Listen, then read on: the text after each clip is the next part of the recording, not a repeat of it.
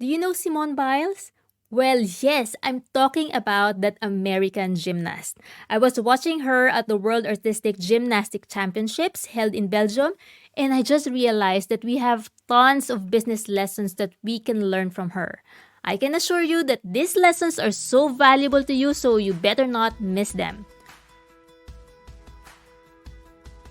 Welcome to the 65th episode of Legally Fluent Podcast, a series that equips you with the legal and business knowledge that you need to attract clients worldwide and to create business that allows you freedom, flexibility, and fulfillment that you so desire.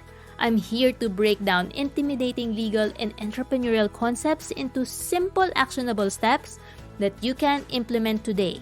From behind the scenes secrets of successful online businesses to tried and true legal strategies, I've got you covered. And it doesn't matter if you're just starting out or a seasoned entrepreneur. If you want to discover what works and what not, you are in the right place. I'm your mentor and host, Vena Verga Danimar, an onlinepreneur legal strategist, co-CEO of the Danimar household, a lawyer, and like you, an online business owner. If you don't know who Simone Biles is, she's no other than the most decorated gymnast in the world. And what makes her so special is that she inspired countless girls of color to take up a traditionally white sport and became the face of gymnastics in the world. It's such a feat, isn't it? But in 2021, at the height of her career, she made a sudden and very bold move that was frowned upon by many people in the industry. She pulled out of several events in the middle of the Olympics. The horror, isn't it? The same people who called her America's sweetheart suddenly vilified her. Piers Morgan accused her of being selfish and unable to withstand the pressures of Olympic competition. One Fox commentator even said that she should apologize to the whole country and her fellow gymnasts for quitting. Others called her immature, selfish, and even a sociopath. Cruel, isn't it? Especially since she spent her life training and competing for her country.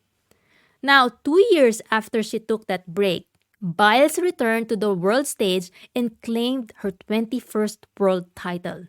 She is stronger than she was ever before.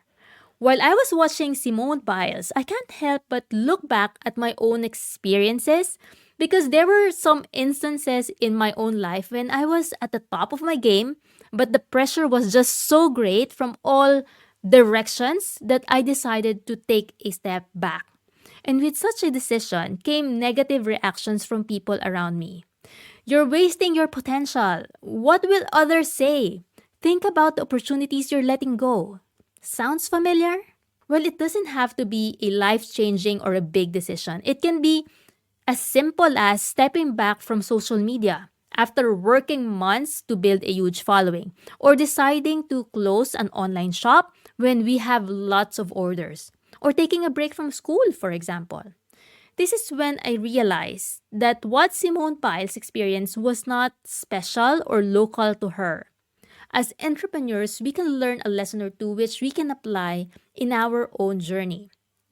First, you need to prioritize yourself and your mental and physical health. As small business owners, we tend to forget that we are the fuel that keeps our business and our practices going. Without us, our business will die as well. It's so easy to forget about mental and physical well being as an entrepreneur. After all, our income almost depends on the work that we can complete. Hence, you might find yourself working in the wee hours of the night or even during your rest days. I am guilty of this as well because just last week, I found myself doing contracts on weekends. And while I enjoy doing it, I know that I need to be extra cautious of overworking. After all, I didn't leave a 9 to 5 job just so I can work 60 hours per week, isn't it? It's true for me and it's true for you as well. Second, nobody can dictate how you will run your life or your business. Not your clients, not your colleagues, not the general public, not even your business coach. Only you. people will always have an opinion, whatever decision you will make. And it's so easy to let these comments affect our own mental disposition. After all, these are the people around us. But while it is okay to listen to other people because, well, you shouldn't be creating an echo chamber anyway that is destructive to anyone. At the end of the day, you need to make the decision that best suits you. Nobody can dictate whether you should proceed or step back because you know yourself the best. If Simone had allowed her critics to dictate on her, she may have injured herself or worse, further spiraled down. The third lesson that we can learn from Simone is this: do not be afraid of taking breaks because you will become stronger when you take care of your mental and physical health first.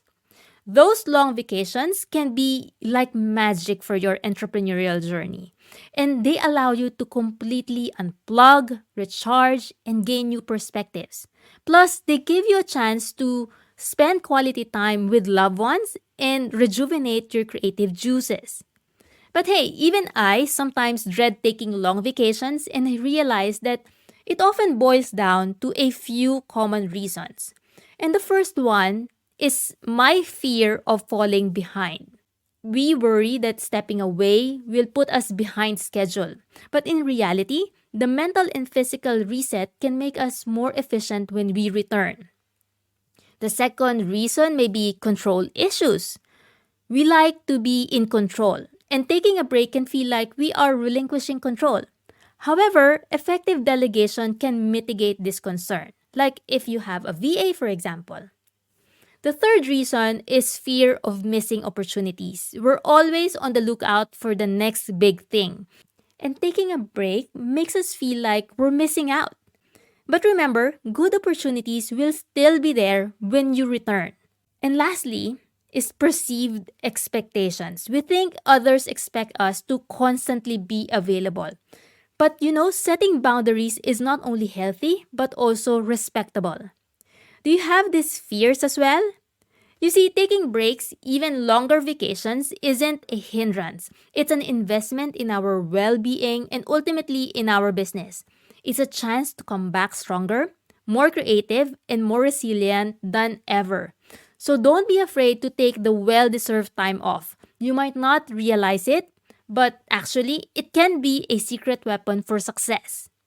So speaking of vacations, I'm out the whole week this week, so no podcast episodes, no emails, no social media posts, at least directly from me. But my ever-reliable VA is there in case you have any pressing concerns. Alright, so before I end this episode, I'd like you to know that this fall, I have something super special for you. I will open my Legally Fluent VIP program for the last time in 2023. And in this VIP program, I will hold your hand. We will take care of your business legalities without you spending more time than is necessary so that you can finally focus your attention on making those sales for the upcoming holiday seasons. Mark your calendars on October 30, which is a Monday. I will be opening a calendar for 8 ladies. More details in the next days. My goal in creating this podcast is to provide you with the necessary legal and entrepreneurial guidance so you can confidently run and scale your coaching, expert, or online business that works for you. Remember, it's not enough that you just set up a business. You need to be able to run it with peace of mind and security because you don't need a business that only gives you stress and anxiety.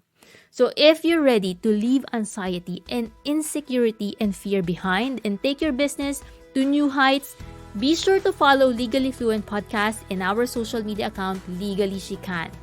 Together, we'll navigate the legal landscape and set you up for long-term success.